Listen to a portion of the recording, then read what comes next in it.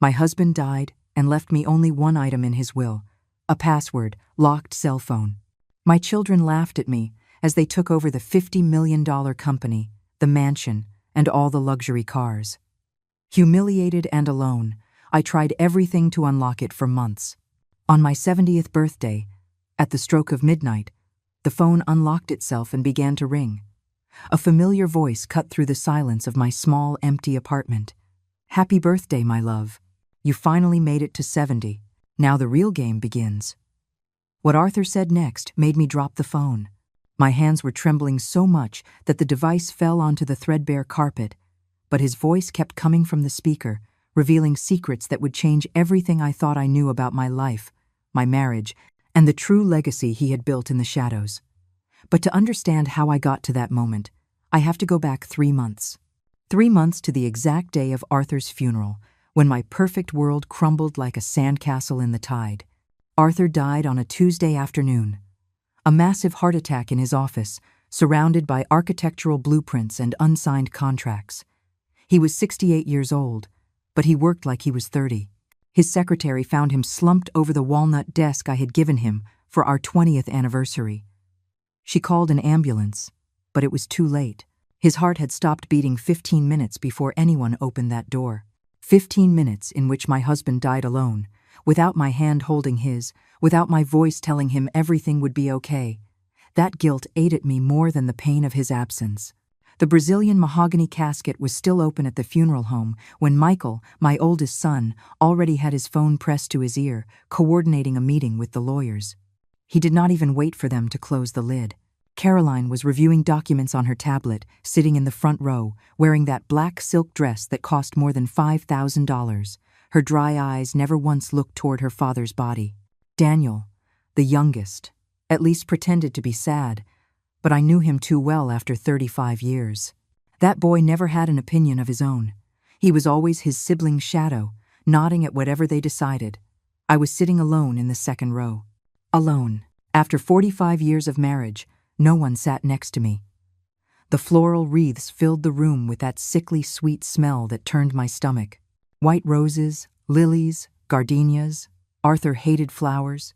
He said they were a waste of money for something that would be dead in 3 days. But there they were, hundreds of them, sent by business partners who never really knew him, who never saw him make coffee at 5 o'clock in the morning or stay up all night when the children had a fever. 45 years. And no one sat with me. Mr. Evans, the family lawyer, arrived just as the ceremony began. He was a tall, thin man with silver hair combed back and a leather briefcase that seemed to hold all the secrets of the universe. He leaned in to whisper something to Michael. I saw my son's eyes light up. That greedy glint I knew so well. The same glint he had as a boy when he found coins in the sofa. But this was not about coins. It was about an empire. The ceremony lasted 30 minutes exactly. The pastor spoke of an Arthur I barely recognized. A charitable, generous man, loved by all. Hollow words that floated in the funeral home's air conditioning. No one mentioned that Arthur spent 18 hours a day working. No one said he built his real estate empire from scratch, that he came to this country with $200 in his pocket and a dream bigger than the hunger he felt. No one spoke of the man who collapsed over construction plans because his heart could not take one more minute of pressure.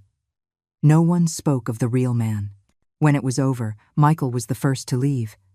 He did not even approach the casket for a final goodbye. The reading of the will was 2 days later. Mr. Evans summoned us to his 22nd floor office in a glass building in the financial district. The walls were a pale cream color, decorated with framed diplomas and photographs of Mr. Evans shaking hands with politicians and businessmen. The conference table was so polished I could see my reflection in it. I looked old, tired, small. Michael sat at the head of the table as if he already owned the place. Caroline was on his right, checking her phone. Daniel on his left, nervous, drumming his fingers on the wood. I was at the end, as far from the lawyer as possible, as if my presence were an uncomfortable detail no one wanted to face. Mr. Evans opened his briefcase and took out several documents. The sound of paper against paper filled the tense silence. He cleared his throat. He adjusted his glasses. and he began to read in that monotone voice lawyers use to dehumanize even the most painful decisions. I, Arthur Morgan, being of sound mind, declare this document as my last will and testament. Each word fell like a drop of acid on my chest. To my son Michael, I bequeath 40% of the shares of Morgan Properties, including all projects under development in California, Nevada, and Arizona. Michael smiled, a predatory smile that made me nauseous. To my daughter Caroline, I bequeath 30% of the shares, along with the main mansion in Beverly Hills and all its contents. Caroline simply nodded, as if confirming a bank transaction. To my son Daniel, I bequeath the remaining 20% of the shares, plus the classic car collection and the vacation property in Cabo. Daniel exhaled, relieved. 3 children, 90% of a $50 million empire divided among them. I waited. My hands were sweating in my lap. The silence stretched like sticky gum. Mr. Evans turned the page. He avoided my gaze. To my wife, Eleanor. The world stopped. I could hear my own heart pounding against my ribs. I bequeath my personal cell phone, kept in the safe in my private office, with specific instructions that it not be tampered with or forced open under any circumstances. Silence, then laughter. Michael was the first, a dry, cruel laugh that bounced off the glass walls. Caroline covered her mouth, but her shoulders were shaking. Even Daniel, my baby, the one I used to rock when he had nightmares, let out an uncomfortable chuckle. A phone. Michael wiped imaginary tears from his eyes. Dad had a sense of humor to the very end. He worked himself into a heart attack, and the only thing he leaves Mom is an old cell phone. This has to be some kind of mistake. Caroline looked at Mr. Evans, incredulous. Mom gets just a phone while we get the entire empire. Mr. Evans maintained that neutral expression lawyer's perfect with years of practice. The will is clear and was drafted by Mr. Morgan 3 weeks before his passing. It was verified by 3 independent witnesses. There is no mistake. It's pathetic. Michael leaned back in his chair, arms crossed over his puffed-up, arrogant chest. 45 years of marriage, and he leaves you a phone that probably does not even work. Something inside me broke in that moment. It was not a loud, dramatic break. It was silent, like when a fine crack appears in old porcelain and you know it will never be the same. That's everything. My voice sounded strange, distant, as if it were coming from someone else. Mr. Evans nodded. There is one additional clause. Mrs. Morgan is permitted to remain in the mansion for 30 days. After that, she must vacate the property. 30 days. 45 years, reduced to 30 days. Caroline was already calculating. We can speed that up. Mom does not need that much space anyway. We can find her a small apartment somewhere reasonable. Reasonable. The word made me laugh. A bitter laugh that surprised even me. Reasonable like giving up my career to raise you? Reasonable like the nights I spent awake when you had the flu? Reasonable like the birthdays, the graduations, every sacrifice I made while your father built his empire? Do not be dramatic, Mom. Michael was putting papers in his briefcase. Dad made his decision. He obviously had his reasons. Maybe you should ask yourself what you did to deserve just a phone. Those words pierced me like a rusty knife. Mr. Evans handed me a small key for the safe in Mr. Morgan's private office. The phone is in there. I took it. It weighed almost nothing, but in that moment, it felt like I was carrying the weight of my entire failed life. My children left that office arguing about numbers, percentages, expansion plans. Not one of them looked back at me. I stayed seated, staring at that tiny key in my wrinkled palm, wondering how an entire life could fit into such a small object. I went to get the phone that same afternoon. Arthur's office was exactly as he had left it the day he died.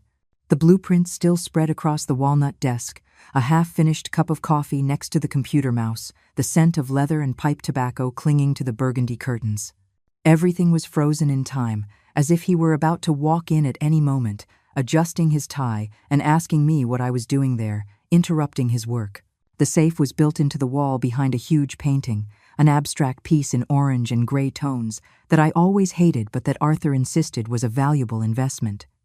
I moved the heavy frame aside. My hands trembled as I inserted the key into the lock. The mechanism made a soft, delicate click, completely disproportionate to the weight of what I was about to discover. Inside was a single object, a cell phone, an old model, the kind no one uses anymore, with a small screen and physical buttons. It was turned off. I took it out carefully, as if it were a fragile relic or a bomb about to explode. The plastic was cold against my skin. It was heavier than I expected. I found the power button and pressed it. The screen flickered. The brand logo appeared. Then, a background image, a photograph of us from our wedding day. Me at 25 years old, in an ivory dress, flowers in my hair, smiling as if the whole world belonged to me. Arthur beside me, so young, so full of dreams, we did not yet know if would come true. We looked happy, so stupidly happy. Then the lock screen appeared. Enter password. 6 empty circles, waiting for numbers I did not know. I tried the obvious first. Our anniversary date, 030879, error. The screen shook, rejecting my attempt. I tried his birthday, 150456. Error again. Michael's birthday. Error. Caroline's. Error. Daniel's. Error after error after error. After 10 failed attempts, a warning appeared in red letters.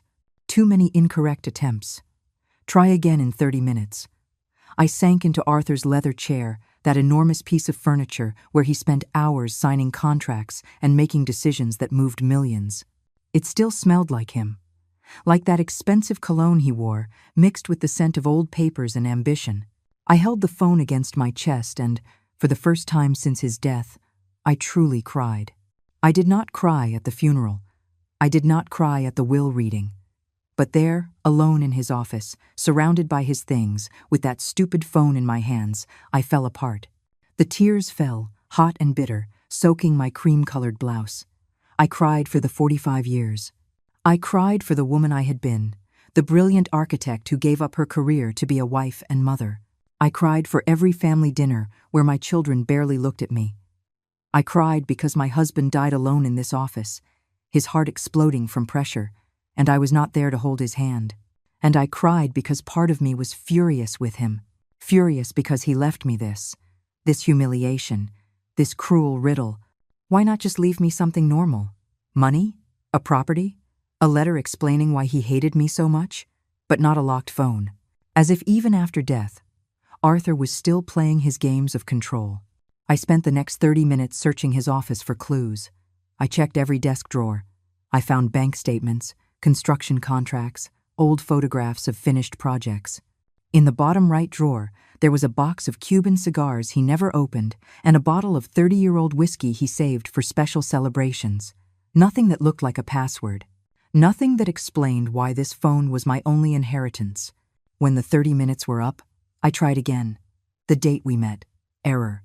The street number of our first house. Error. The last 6 digits of his social security number. Error. Too many incorrect attempts. Try again in 60 minutes. The waiting time was doubling each time. It was a security system designed to thwart hacking attempts or to torture desperate widows. I left the office as it got dark. The 30 days I had to vacate the mansion were slipping away fast. Michael had already sent an appraiser to value the furniture. Caroline had hired an interior designer to redecorate her new house. Daniel simply avoided looking at me. That coward.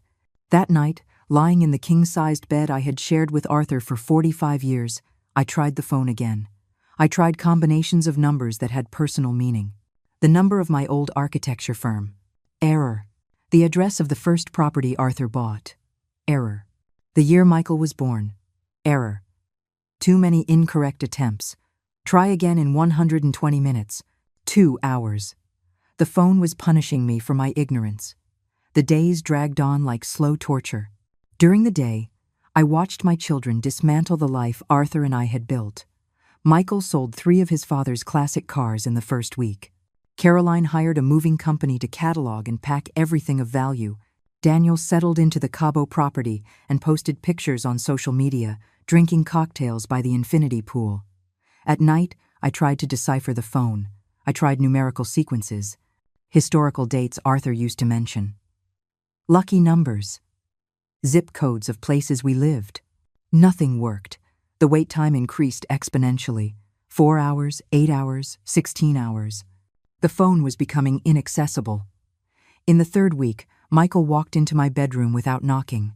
I was sitting on the bed, the phone in my hands, dried tears on my cheeks, still messing with that thing. His voice dripped with contempt. "Mom, it's pathetic. It's an old phone. Dad probably left it there forgotten years ago, and the lawyer thought it was important. Your father never forgot anything." My voice was hoarse from so much silent crying. "Whatever." Michael shrugged. "We need to talk about your situation. The 30 days are up in a week. Caroline found an apartment for you. 1 bedroom, bathroom, kitchenette. It's small, but enough for 1 person. 1 bedroom. It's all you need. You're not going to have visitors. Your friends stopped calling years ago because you never had time for them.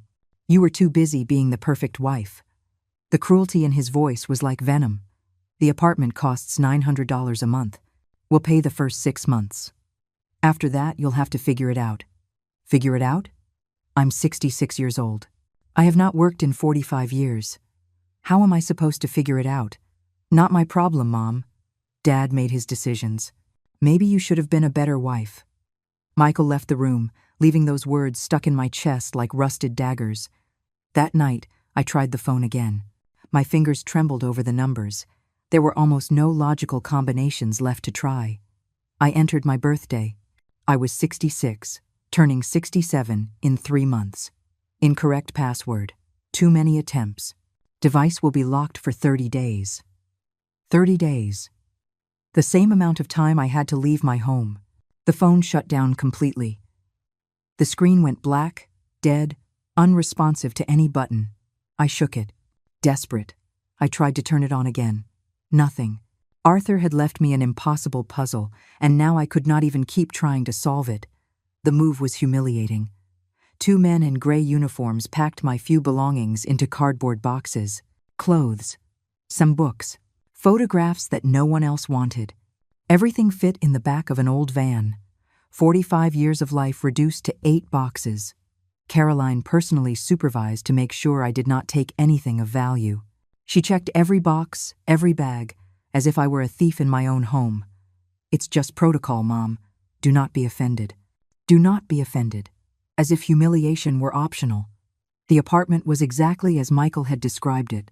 A room with worn-out beige walls, a window that looked out onto a dirty alleyway, a bathroom so small the toilet and shower barely fit.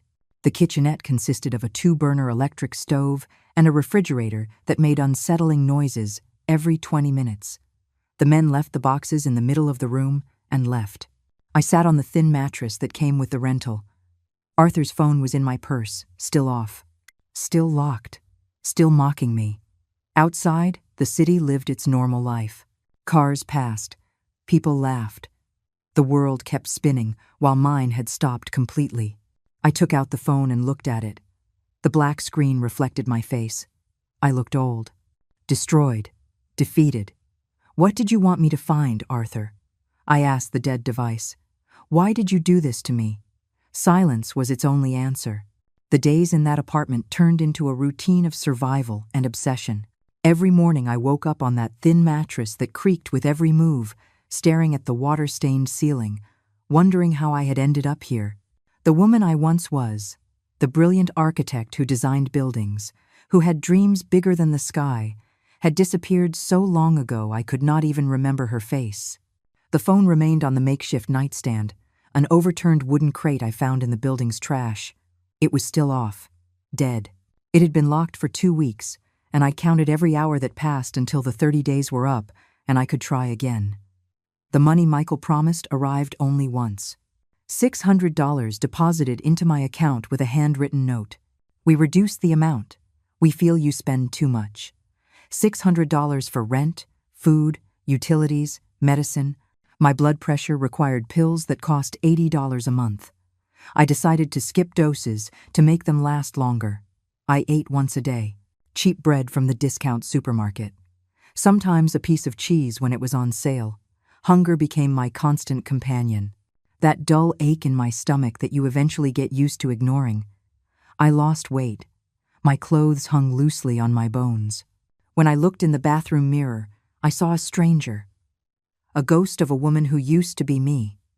My children did not call. Not once. I tried to reach Michael in the third week. I dialed his number from the payphone on the corner because I could no longer afford a cell phone. His secretary answered with that professional, cold voice. "Mr. Morgan is in an important meeting. I'm his mother. It's urgent. He will return your call when he has time." He never returned the call. I tried Caroline. Her phone rang 6 times before going to voicemail. "Hi, you've reached Caroline Morgan. Leave your message after the tone." She did not even bother to include a warm greeting. I left a message, then another, then another. Absolute silence. Daniel was the only one who responded, but only with a text message. "Mom, I need space. What's happening is complicated for me too. Please understand." Space. He had a mansion in Cabo, and I had 200 square feet of desperation. The nights were worse. The building was full of noises that kept me awake. Couples fighting in the apartment above. Loud music from the hallway, constant sirens in the street. And me, lying in the dark, holding that dead phone against my chest as if it were the only thing connecting me to reality. I talked to it. To Arthur. To the phone. To both. Why did you hate me so much? What did I do to deserve this? I gave up everything for you. My career. My dreams. My friends. I became the wife you needed, the mother your children needed. I erased myself so all of you could shine. And this is what I get. The phone never answered, but I kept talking. I turned 67 in that apartment. No one remembered. Not a call. Not a text. Not a word. I spent the day sitting by the window, looking at the dirty alley, eating dry bread, counting the hours until the phone might unlock again. When the 30 days were finally over, my hands were trembling so much I could barely hold the device. I pressed the power button. The screen flickered. The logo appeared. Then the picture of our wedding. And finally, the lock screen. Enter password. 6 empty circles, waiting for me. This time I was more careful. More strategic. I had spent 30 days thinking, remembering, analyzing every significant moment of our life together. I had a list written in an old notebook, all the possible combinations I had not yet tried. I started with the date Arthur arrived in this country. Error. The number of his first rented apartment. Error. The date he opened his first bank account. Error. Every error was a stab. But I continued. I had to continue. Because if I gave up, then everything had been for nothing. My entire life had been for nothing. I tried the date Arthur proposed to me. We were in a cheap Italian restaurant. He did not have money for a ring yet, but he asked me anyway. I said yes, without hesitation. Error. I tried the day we bought our first house. A small property in a forgotten neighborhood, but it was ours. Error. Too many incorrect attempts. Try again in 30 minutes. 30 minutes that felt like 30 years. When I could try again, something in my strategy changed. I stopped thinking about happy dates. I started thinking about painful dates. Arthur was not a sentimental man. He was pragmatic. Tough. Built by suffering. I tried the date his father died. Arthur was 15. He never talked much about it, but I knew it had marked him deeply. Error. The date we lost our first business. We almost filed for bankruptcy. Arthur did not sleep for weeks. Error. The date his mother was deported. He could not do anything to stop it. He was 19 and felt completely powerless. Error. Too many incorrect attempts. Try again in 60 minutes. This was becoming an endless nightmare. Every failed attempt sank me deeper into despair. I started to wonder if Arthur had simply chosen a random password. Something meaningless. Just random numbers to torture me forever. But no, Arthur never did anything without a purpose. Every decision he made in his life had a calculated reason behind it. This phone was no different. There was an answer. I just had to find it. 2 more months passed. The money from Michael stopped coming completely. I called the office again. This time, not even the secretary answered. Just a machine with automated options that led me in an endless circle. I left desperate messages. Please. Nothing. I started selling my things. First, the clothes that no longer fit because of the weight loss. Then, the books, the framed photographs, everything that had any value, however minimal. A thrift store gave me a few dollars for each load. It was not enough. It was never enough. But it kept me alive one more day. The landlord knocked on my door on the morning of the 3rd month. He was a heavy-set man, with breath like beer and eyes that showed no compassion. "Mrs. Morgan, you owe 2 months' rent. I know. My children promised to pay. But I do not care about your children. I need the money, or you'll have to leave. Please, I just need a little more time. 2 weeks. If you do not pay, I'm kicking you out." He closed the door, leaving the ultimatum hanging in the air like a death sentence. 2 weeks. $1,800 that I did not have and no way to get. That night, sitting on the mattress, my stomach empty and my heart even emptier, I held the phone in my hands. I was not even trying to unlock it anymore. I just stared at it, looking for answers in its dark screen. "Arthur, if there's any part of you still in this world, I need you to give me a sign. Anything. Because I cannot do this anymore. I'm breaking. I'm not strong anymore. I'm nothing." The phone remained silent. But then, something changed.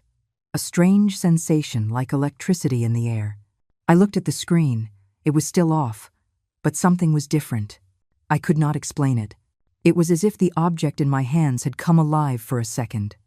I turned it on again. The familiar routine. Logo. Photograph. Lock screen. This time I did not think. I did not calculate. I just let my fingers move on instinct. Numbers that came from somewhere deep in my memory. A place I did not know existed. 082325. The screen flickered. My heart stopped. The circles filled with green. The phone unlocked. The screen lit up with an almost blinding brightness in the darkness of my miserable apartment. My hands trembled so much I almost dropped the phone. After months of failed attempts, of accumulated frustration, of nights crying in silence, I had finally unlocked the device Arthur left me as my only inheritance. Our anniversary, August 23rd, and my age, when we got married, 25. It was so obvious and so hidden at the same time. Arthur always said I was the most beautiful woman in the world on our wedding day. He held that date as if it were sacred. And I, stupidly, had only tried the date without thinking to add my age from that moment. The home screen appeared. There were no normal apps, no social media, no games. Just 3 icons in the center of the black screen, a folder called For Eleanor, a calendar with one date marked in red, and a voice recorder app.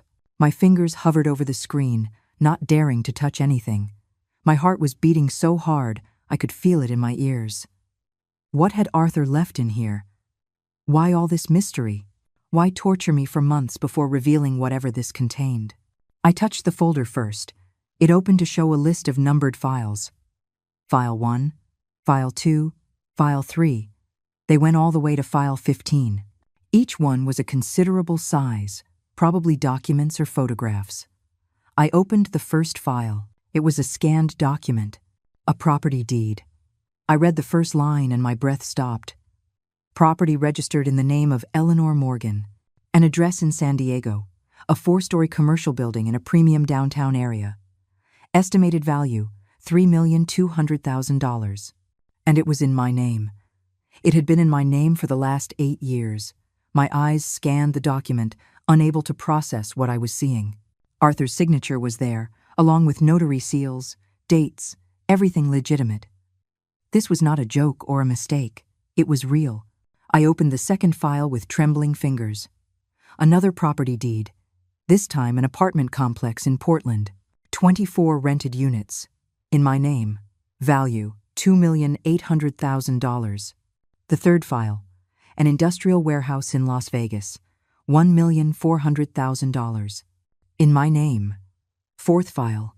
Fifth. Sixth. I kept opening documents like a woman possessed. Properties all along the West Coast. Buildings. Land. Investments. All registered in my name. All with impeccable legal documentation. all worth millions. When I finished reviewing all 15 files, my hands were shaking so badly I had to drop the phone onto the mattress. The numbers danced in my head.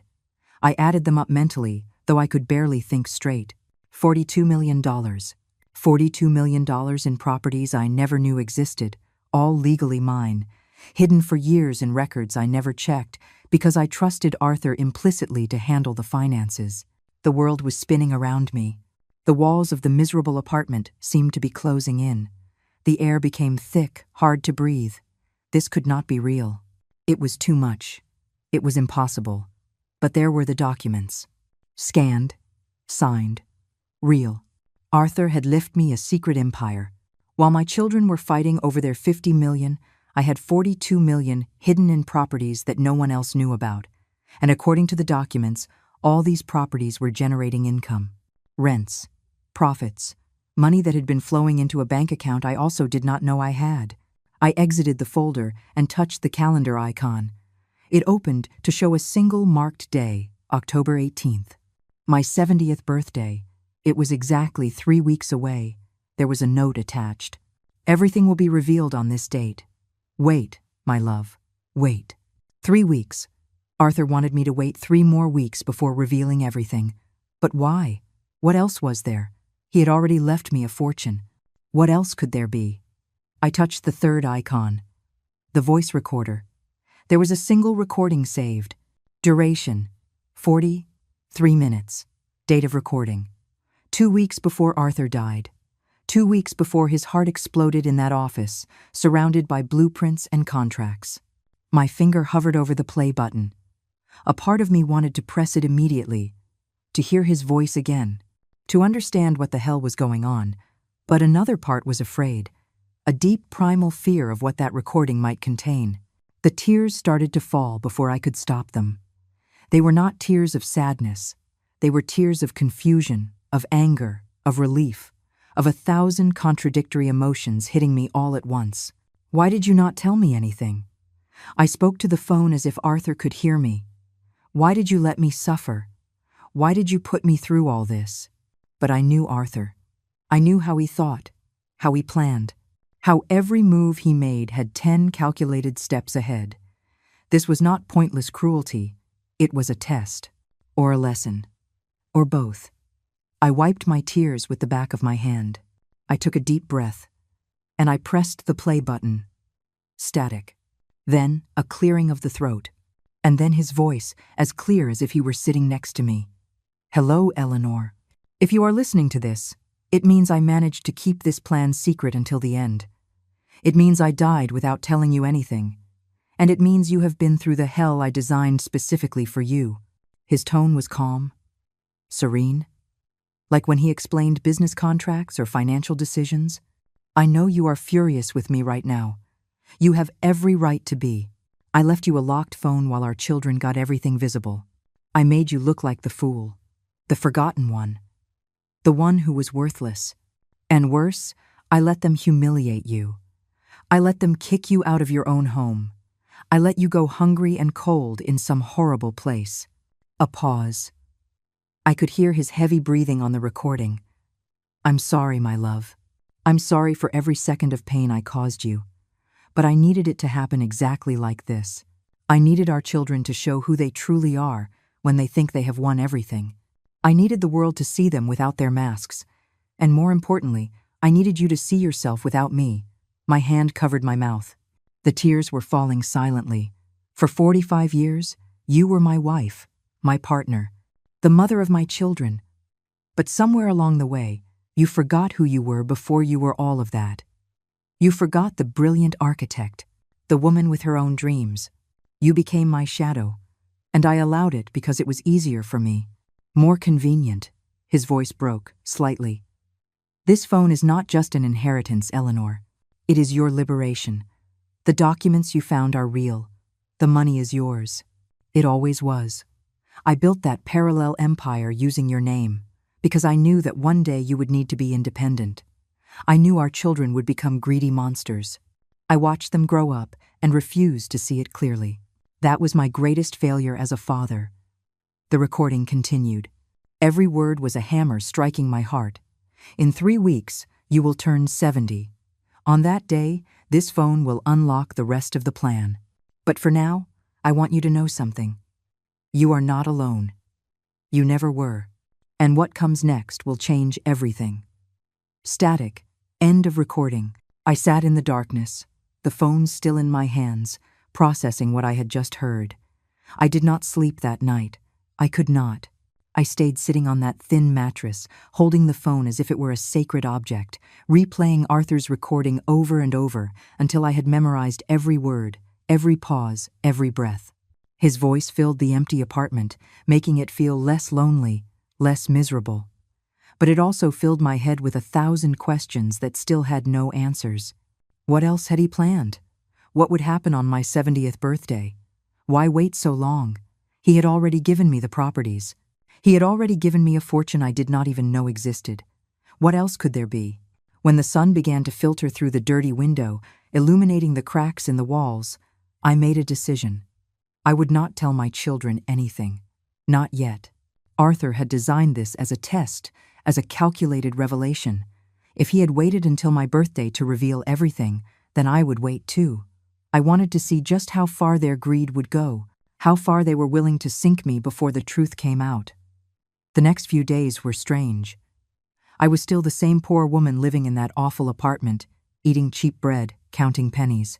But now, there was a secret burning inside me, a knowledge that changed everything. I walked the streets feeling as if I had an invisible superpower. People looked at me and just saw a forgotten old woman. They did not know I owned buildings, properties, a hidden empire. The landlord knocked on my door again. His knocks were aggressive, impatient. "Mrs. Morgan, time's up. Either you pay now, or I'm kicking you out today." I opened the door just a crack. He smelled of alcohol and stale sweat. "I need 2 more days. Please. I already gave you 2 weeks. No more extensions. 2 days. I'm begging you." Something in my voice, maybe the genuine desperation, made him hesitate. He snorted in frustration. 2 days, not 1 more. And you better have the full amount, or I'm calling the police to drag you out. He left, cursing under his breath. I closed the door and leaned against it. 2 days. My birthday was in 19 days. Still too long, but I had documents proving I owned $42 million in properties. Technically, I could go to a bank, show the papers, access the accounts. But something stopped me. Arthur's voice on that recording. "Wait, my love. Wait." I decided to try one last time with my children. Maybe, just maybe, there was some humanity left in them. I took the bus to Michael's office. The ride took an hour and a half, crossing the city from my forgotten neighborhood to the glittering financial district where my oldest son played at being an important executive. The building where he worked was all glass and steel. Imposing. Cold. The lobby had marble floors so polished I could see my reflection. I looked small. Insignificant. The receptionist stopped me before I could even get near the elevators. "Do you have an appointment?" "I'm Michael Morgan's mother. I need to see him." She looked me up and down, evaluating my worn clothes, my old shoes, my tired face. Her expression shifted to something between pity and contempt. "Mr. Morgan is in meetings all day. I can leave him a message. Please, just 5 minutes. It's urgent. I'm sorry, ma'am. Without an appointment, I cannot let you go up." Her tone was final, inflexible. I just stood there like a fool, feeling the stares of the people walking by. Executives in expensive suits. Women in heels that clicked like hammers against the marble. All of them busy, all of them important. And me, an old woman in their way. I waited in the lobby for 3 hours, sitting on a bench near the entrance, watching people come and go. The receptionist threw me occasional, annoyed glances, as if my presence were contaminating the elegant atmosphere. Finally, Michael came out of the elevator. He was with 2 other men in gray suits, laughing about something one of them had said. I stood up quickly, almost tripping over my own feet. "Michael." He stopped. The smile vanished from his face, replaced by something close to embarrassment. But it only lasted a second. Then came the irritation. "Mom, what are you doing here? I need to talk to you. It's important." The men with him exchanged uncomfortable looks. Michael gestured to them. "Go on ahead. I'll catch up with you at the restaurant." He waited until they were gone. Then he looked at me with those cold eyes that were once the innocent eyes of my baby. "You have 2 minutes. Talk.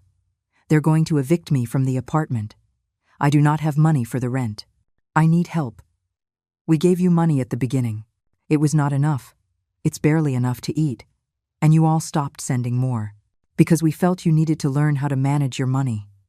His voice was condescending, as if talking to a foolish child. "Michael, I'm your mother. How can you leave me on the street? Dad made his decisions. He knew what he was doing. If he left you just a phone, it was for a reason. That phone?" I stopped. I almost said it. I almost revealed everything right there. But something held me back. The way he was looking at me. Like I was a problem he needed to solve quickly so he could get back to his important life. "That phone is all I have left of him." "Exactly. So keep it as a memento and move on. Get a job. I do not know, clean houses or something. You're 67 years old, not 100. You can still be useful." Every word was a slap. But the worst part was his expression. Indifferent. Bored. As if this conversation were a waste of time he could be using to make more money. "Is that all I'm worth to you? After everything I did for you all? Oh, Mom. Always so dramatic. You did what mothers are supposed to do. No one asked you to be a martyr." He checked his expensive watch. "I have to go. Good luck with your situation." He turned and walked toward the glass door. He did not look back. Not once. I stood in that lobby like a pillar of salt. The receptionist was watching me with a mix of pity and relief that I was finally leaving. The tears wanted to come, but I swallowed them. Not here. Not in front of all these people. I left the building and walked aimlessly for hours. My feet hurt, but I did not care. The physical pain was easier to handle than the ache in my chest. That enormous void where my children's love used to be. When I got back to the apartment, it was already dark. I found a note taped to my door. It was from the landlord. "Final notice. Pay tomorrow or I will be forced to take legal action." I sat on the floor in the hallway, my back against the door, holding that note. Arthur's phone was in my purse. I took it out and looked at the screen. The calendar still showed that marked date. October 18th. It was still 18 days away. "Arthur, I do not know if I can wait that long," I whispered to the phone. "I do not know if I'm as strong as you thought I was." But then I remembered something from the recording, something I had overlooked in my first listen. Arthur had said, "You are not alone. You never were." What did that mean? I was completely alone.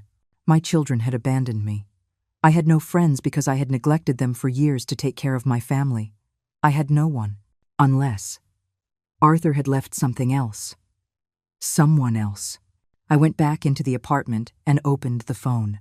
I checked every icon, every folder, looking for something I had missed, and then I saw it. In the bottom corner of the screen, almost invisible, a contacts icon. I opened it. There was a single number saved, no name, just a number with a California area code. My finger hovered over the call button. Should I do it? Who was this person? Why had Arthur left only this contact? I took a deep breath. I pressed call. The phone rang 3 times. 4. 5. I thought no one would answer. But then, a man's voice, older, warm. "Hello, Eleanor. I've been waiting for your call." My voice got stuck in my throat. This man on the other end of the line knew my name. He had been waiting for me, but I had no idea who he was. Who? Who is this? I finally managed to articulate, my fingers gripping the phone so tightly my knuckles turned white. "My name is Antonio Garcia. I was Arthur's best friend for 40 years. I am also his personal attorney, different from Mr. Evans, who handled the family's corporate affairs." His voice was gentle, patient, as if he perfectly understood my confusion. "Arthur asked me to wait for your call. He told me it would come exactly when you needed it most. I do not understand any of this. I know, and I am deeply sorry for what you have been going through." Arthur told me the whole plan. At first I thought he was crazy, that it was too cruel to make you suffer like this. But he insisted. He said it was the only way for you to wake up. Wake up from what? From 45 years of being invisible, of being someone else's shadow, of forgetting who you were. Antonio paused. You found the property documents. Yes, I still cannot believe they're real. They are completely real and legal. Every one of those properties has been generating income for years. The money has been accumulating in a special account in your name. There is currently about $6,300,000 in cash available, in addition to the value of the properties. My legs gave out. I had to sit on the mattress before I fell. 6 millions. In cash. Available. While I was about to be kicked onto the street for not being able to pay $1,800. Why did Arthur not tell me anything? Why let me suffer like this? Because he knew you better than anyone, Eleanor. He knew that if he told you while he was alive, you would insist that money be used for the children, for the family, for anyone but yourself. You were always like that, always putting yourself last. He was right. Antonio was completely right. If Arthur had told me he had that secret empire, I would have insisted it be given to Michael, to Caroline, to Daniel. I never would have considered that I deserved something for myself. What am I supposed to do now? For now, nothing. Arthur was very specific about that. He wants you to wait until your birthday. Everything will be fully revealed then. There is more than what you have seen so far. More? What more could there be? I cannot tell you. Arthur made me swear not to interfere with his plan, but I can help you with your immediate situation. I understand you are about to be evicted. Tomorrow. If I do not pay tomorrow, they're kicking me out. That is not going to happen. I am transferring $10,000 to you tonight. Use it to pay the back rent and have something to live on until your birthday. The money is coming from your own account. It is not charity, it is yours. I do not know what to say. Do not say anything. Just hold on a little longer.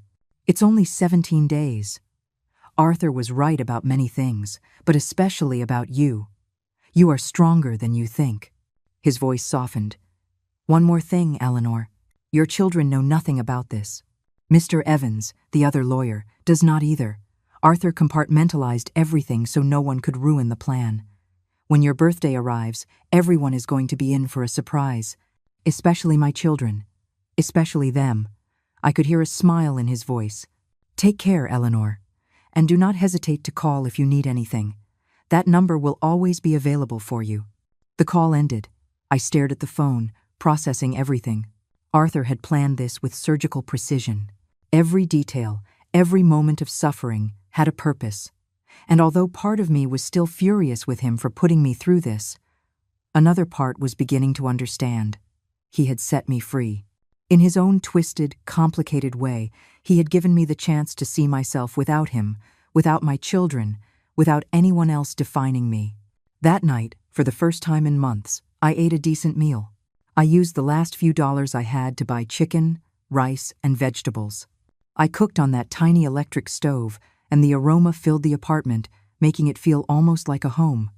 While I ate, I checked my phone constantly, waiting for the transfer Antonio had promised. It arrived at 11 o'clock at night. A bank notification lit up the screen. Deposit received. $10,000. I stared at those numbers until my eyes filled with tears. They were not tears of sadness. They were tears of relief, of hope, of something I had not felt in so long. I had almost forgotten what it felt like. The next morning, I went straight to the landlord's office. It was on the first floor, a small room that smelled of cigarettes and old files. He was sitting behind a messy desk, surprised to see me. Mrs. Morgan, I'm here to collect or to call. I placed an envelope on his desk. Inside was $2,000 in cash. I had withdrawn it early that morning from an ATM. Here is the back rent plus next month, all in cash. He opened the envelope, counted the money twice, looking at me with a mixture of surprise and suspicion. Where did you get this? That is not your problem. We're settled. Yes, we're settled. He was still looking at me as if I had done something illegal.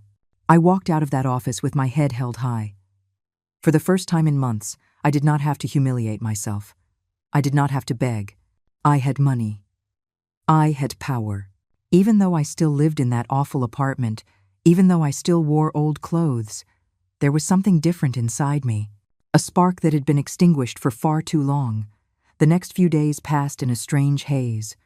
I was still the same Eleanor on the outside, but inside, something fundamental had changed. I walked the streets and saw the world differently. I no longer felt like a victim.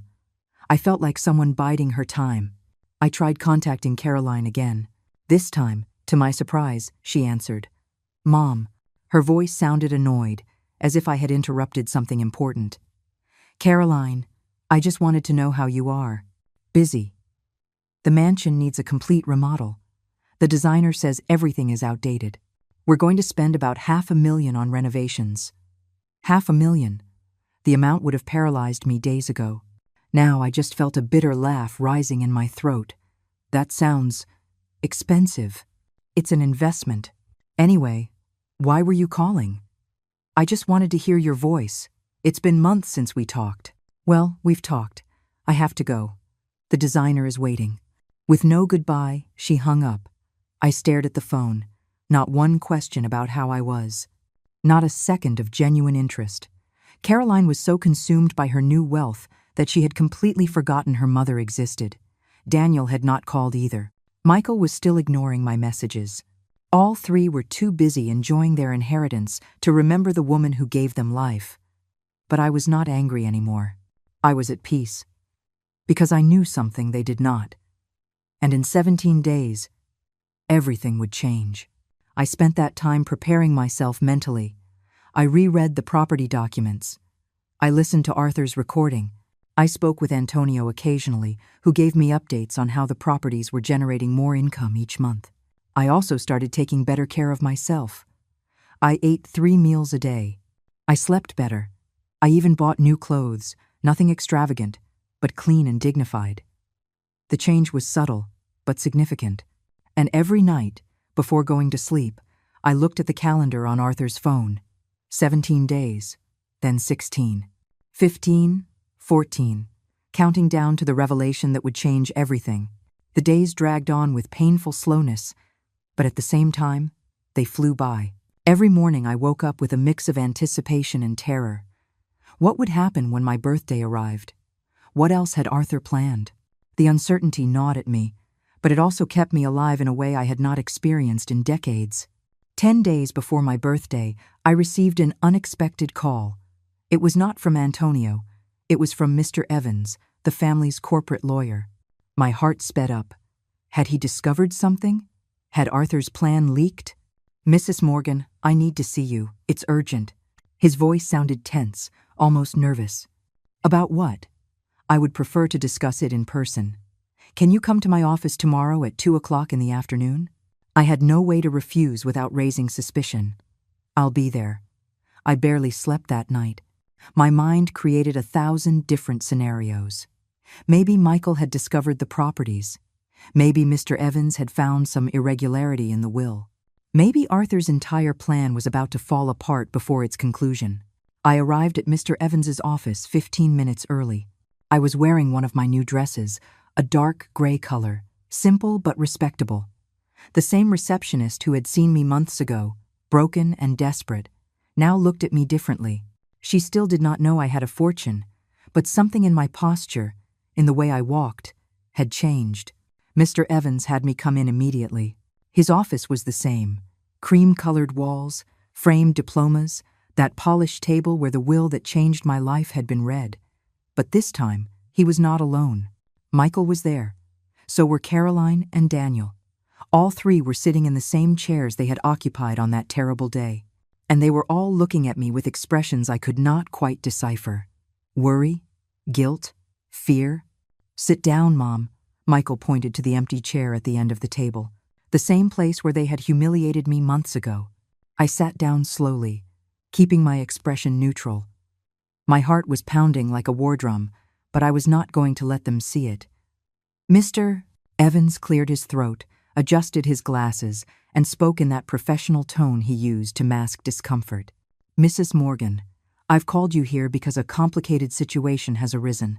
Over the past few weeks, we have been auditing the finances of Morgan Properties as part of the transition process, and we have discovered certain irregularities.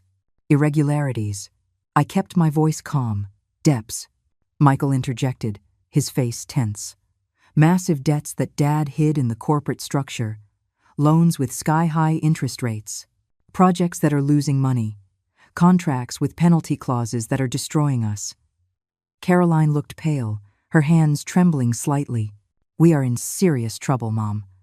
The company we thought was worth $50 million actually owes nearly $40 million. We are on the verge of bankruptcy. A heavy silence filled the office. I processed this information with a mixture of shock and growing understanding. Arthur had done this. He had structured his visible empire as a trap, a beautiful, golden trap that was now closing in on my children.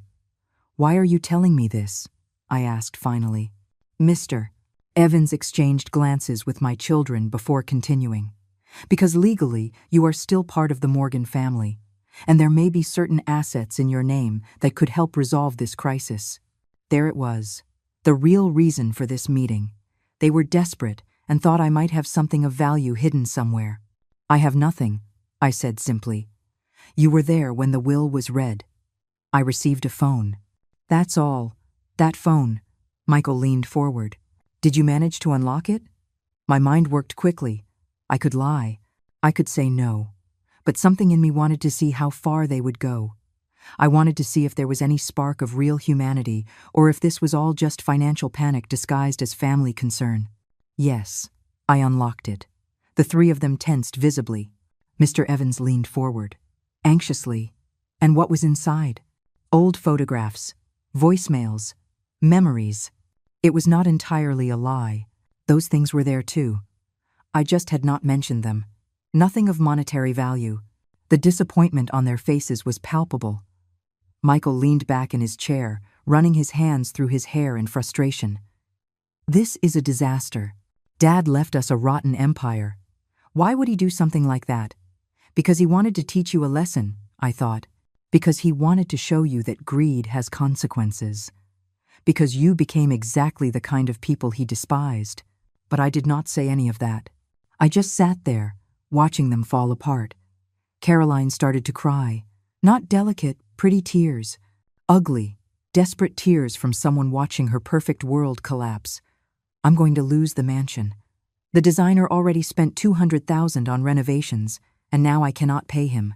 He's going to sue me. Daniel looked sick, his skin a greenish hue. I sold 2 of the classic cars for way too little because I needed cash fast. Now I find out those cars were collateral for a loan. I'm in serious legal trouble. I observed all 3 of them. My children, the people I grew up loving, and I felt nothing. Not joy in their suffering, but not compassion either. Just a void where a mother's unconditional love used to be. I'm sorry for you, I said, and it was genuine. I was sorry. I was sorry they had reached this point. I was sorry Arthur had to teach them in this brutal way, but I do not know how I can help. Could you talk to Mr. Evans? Michael now sounded almost pleading. See if there's any way to reclaim a part of the inheritance. Something Dad might have overlooked. Anything. After 45 years of marriage, your father left me a phone. Do you really think he overlooked anything? I let the irony hang in the air. You received everything. I received nothing. Those were his decisions. But you were his wife. And you are his children, I interrupted. If he wanted to punish me with nothing, what makes you think he did not want to punish you with debts? The silence that followed was uncomfortable, tense. Mr. Evans coughed nervously. There is another option. The 3 of you could file for corporate bankruptcy. You would lose the company, the properties, everything. But you could start over. Start over? Caroline almost shouted. With what? We have nothing without Dad's money. None of us has ever really worked in our lives. And there it was, the naked, ugly truth. My children were parasites. Beautiful, educated, well-dressed, but parasites nonetheless. Arthur had given them everything, and they never learned to build anything for themselves. I stood up. If there is nothing else, I'd like to leave. Mom, wait. Daniel stood up too. For the first time in months, he was really looking at me. Not through me, but directly into my eyes. I'm sorry. For everything. For how we treated you. For kicking you out of the house. For everything. It was an apology. Finally. But it came late. It came only when they needed something. It was not genuine. It was convenient. It's okay, Daniel. I lied. It was not okay. Nothing was okay. I hope you find a solution. I left that office feeling strangely light. I had faced my children. I had seen their desperation. And I had not given in. I had not revealed anything. Arthur would be proud. On the bus back to my apartment, I looked out the window at the city passing by. Tall buildings, busy people, life happening in all directions. And me, sitting there with a secret that would change everything in 9 days. 9 days until my 70th birthday. 9 days until the truth came out. 9 days until Arthur had the last word. The last 9 days were a sweet agony. Every hour that passed brought me closer to the final revelation, but it also increased my anxiety. What else had Arthur planned? He had already given me a fortune. He had already exposed our children for who they really were. What else could there be? Antonio called 3 days before my birthday.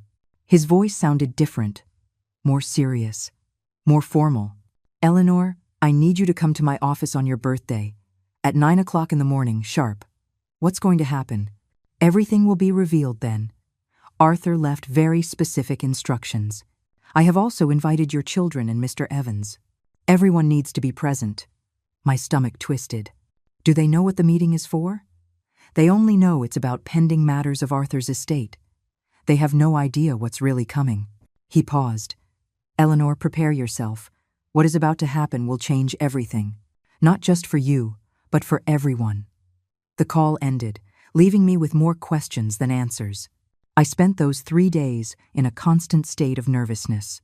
I cleaned the apartment obsessively, even though it was already clean. I reread the property documents. I listened to Arthur's recording, searching for clues I might have missed. The night before my birthday, I could not sleep. I stayed awake, looking at the ceiling, listening to the building's nighttime sounds. Someone was arguing in the apartment above. A baby was crying down the hall. Life went on as normal for everyone but me. At 5 o'clock in the morning, I gave up and got up. I took a shower with water that alternated between lukewarm and ice cold because the heater was unpredictable. I dressed carefully. I had bought a dark green suit with some of the money Antonio had given me. It was not luxurious, but it was elegant, appropriate. I looked in the mirror and almost did not recognize the woman looking back at me. She was no longer the destroyed widow from 3 months ago. There was something different in my eyes. Determination. Strength. Something that had been dormant for 45 years and was finally waking up. I arrived at Antonio's office at 8:40. The building was different from Mr. Evans's. Older, with exposed brick and wood-framed windows. Antonio's office was on the 3rd floor. An older secretary greeted me with a genuine smile. Mrs. Morgan, Mr. Garcia is waiting for you. She led me down a hallway with wooden floors that creaked under our steps. Antonio's office was cozy, filled with books, with a dark mahogany desk and worn leather armchairs that looked like they had been there for decades. Antonio stood up when I entered. He was a man in his 70s, with completely white hair, kind eyes behind gold-rimmed glasses, and a smile that radiated warmth. Eleanor. He took my hands gently. Happy birthday. Thank you. My voice came out shaky. Sit down. The others will be here soon. But before they arrive, I want to give you something. He took a thick envelope from his desk and handed it to me. It was sealed with red wax, an old-fashioned detail that was very much like Arthur. What is this?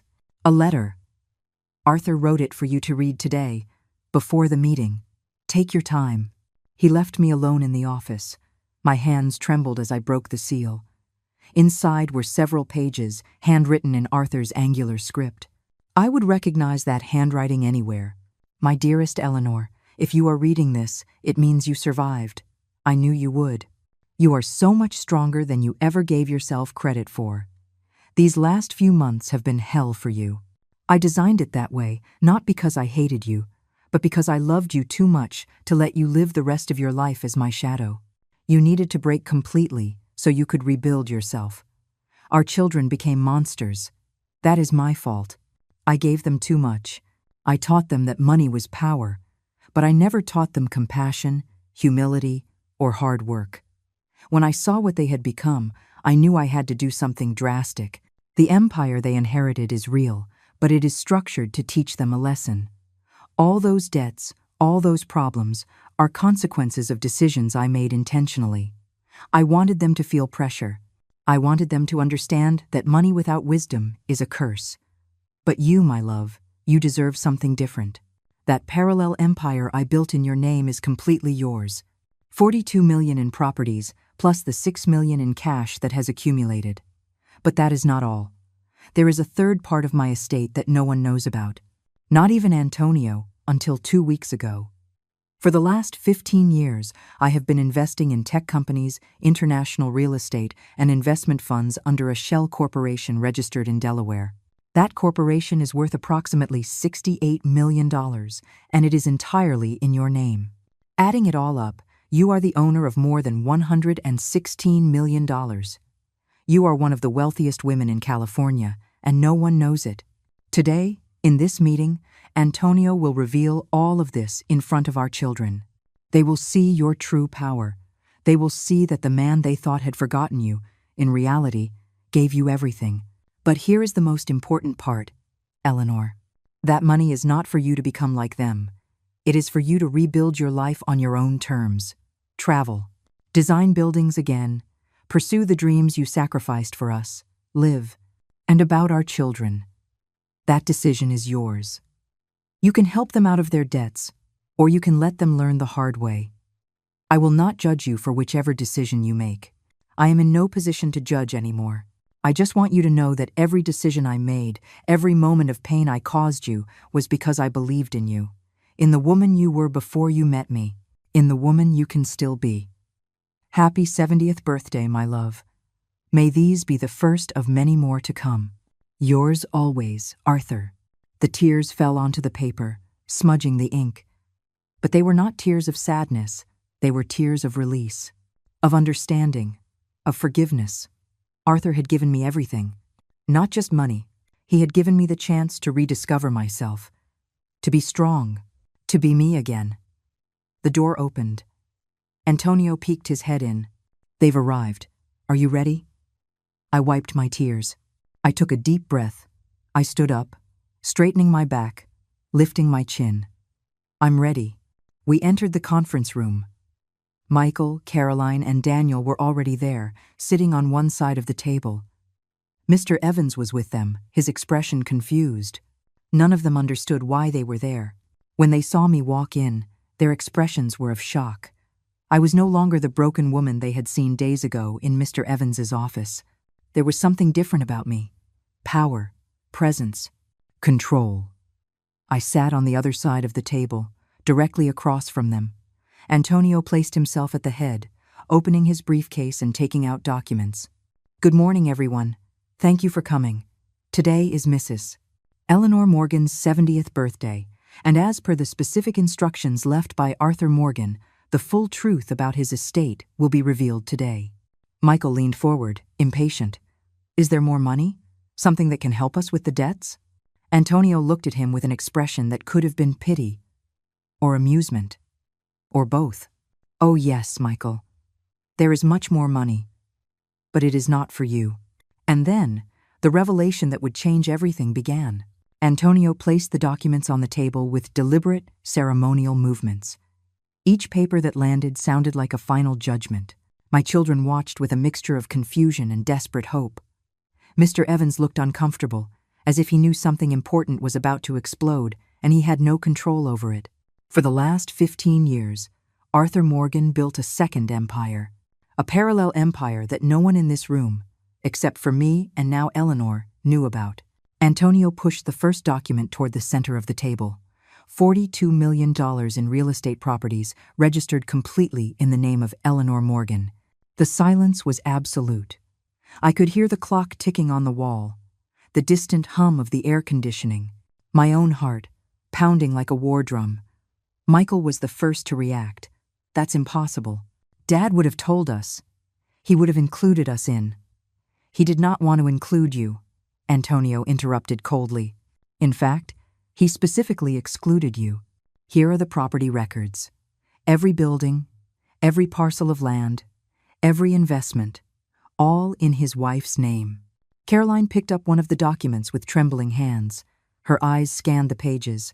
Every line, every number. The color drained from her face with every passing second. This cannot be legal. Dad was not mentally well. He was under stress. Arthur Morgan was evaluated by 3 independent psychiatrists 1 month before his death. Antonio placed more papers down. All of them certified that he was in full command of his mental faculties. Every decision he made was deliberate, calculated, and completely legal. Daniel was staring at the table, his face buried in his hands. He did not even try to read the documents. I think in that moment, he understood before his siblings what had really happened. Their father had tested them, and they had all failed.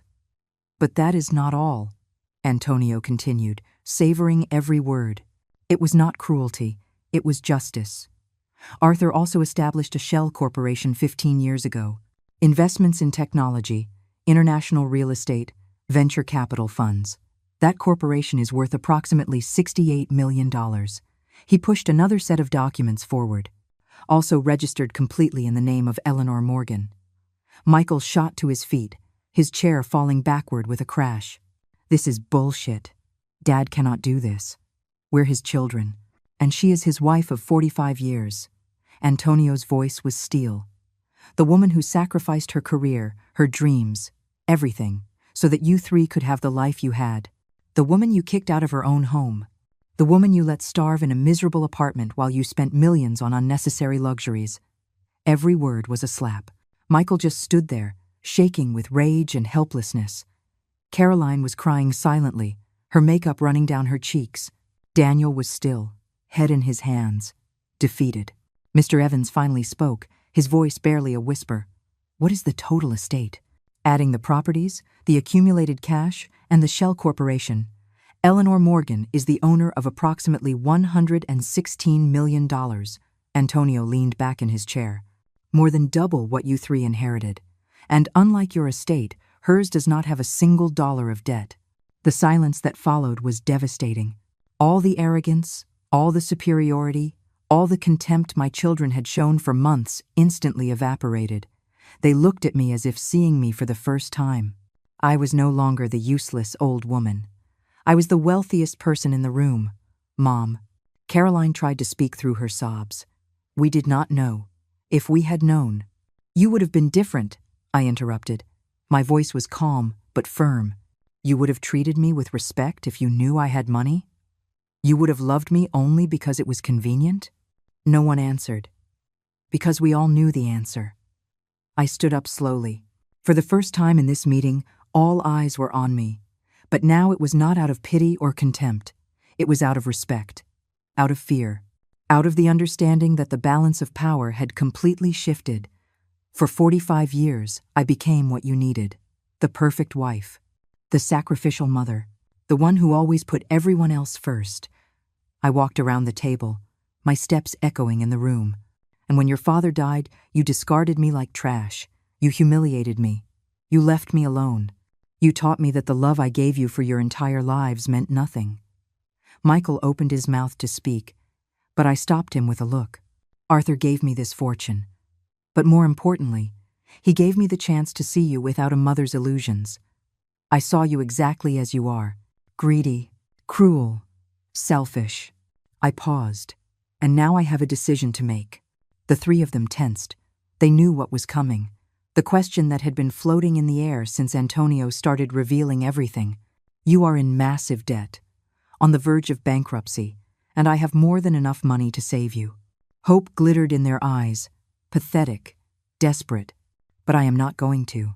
The blow was visible. Caroline let out a whimper. Daniel shut his eyes tightly. Michael's hands clenched into fists until his knuckles turned white. Not because I am vengeful, but because your father was right. You need to learn this lesson, the hard way. You need to understand that money without values is a curse.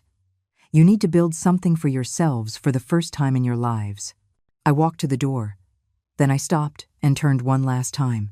If someday, not tomorrow or next month, but someday in the future, when you have learned humility, when you understand the value of hard work and compassion, if at that moment you come to me as children who truly love their mother and not as beggars looking for money, then maybe, just maybe, we can rebuild what was broken. I walked out of that conference room with my head held high. Behind me I heard sobs, muffled shouts, the sound of a world collapsing, but I kept walking. Because for the first time in 70 years, I was walking toward my own future, not someone else's.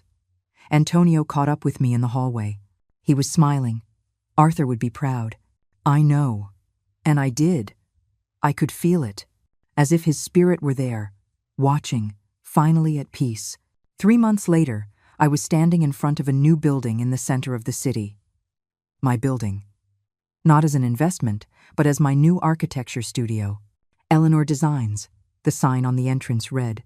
Small, modest, but mine. I had hired 3 talented young architects. I paid them well. I taught them everything I knew. And for the first time in decades, I was creating again, designing, building, living. My children had not called. I heard from Antonio that they had filed for corporate bankruptcy. Michael was working at a real estate firm as a regular agent. Carolyn had sold the mansion and was living in a normal apartment. Daniel had gone back to college to finish a degree he abandoned years ago. Maybe one day they would come to me, maybe not. But I was at peace with both possibilities. Because I finally understood what Arthur had been trying to teach me. The greater the humiliation, the greater the preparation. What seemed like the end was only the beginning of who I really was. It took me 70 years to find myself, but it was worth every second of pain. I looked at the phone Arthur had left me, now kept on my desk like a relic. I smiled. Thank you, my love, for believing in me when I did not believe in myself, for giving me wings when I thought I only deserved chains, for reminding me that it is never too late to start over. Outside, the city shined with infinite possibilities, and I, Eleanor Morgan, was finally ready to live them all.